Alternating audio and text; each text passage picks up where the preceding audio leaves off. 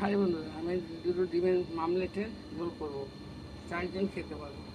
এই দেখুন, বটবটি আলু কেটে নিয়েছি, ডিম নিয়ে নিচ্ছি, কাঁচা লঙ্কা, টমেটো, পেঁয়াজ, ধনেপাতা, নুন নিয়ে নিচ্ছি, হালকা ময়দা নিয়ে নিচ্ছি, তেলটা বসিয়ে দিয়েছি, এখন ময়দাটা দিয়ে আমলেটটা দিয়ে দিলাম। এবার ডিমটাকে আমি গুটিয়ে দেবো, দেখাচ্ছি। এই দেখুন, পাঁচফোড়নটা দিয়ে দিলাম, টমেটো দিচ্ছি, কাঁচা লঙ্কা দিচ্ছি, সব দিয়ে দিয়েছি,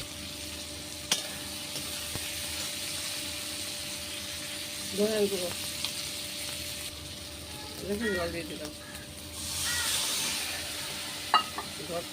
ধনে পাতাটাও দিয়ে দিলাম। দেখুন মামলেটগুলো দিয়ে দিয়েছি। দেখুন আমার ডিমের মামলেটের ঝোল হয়ে গেছে।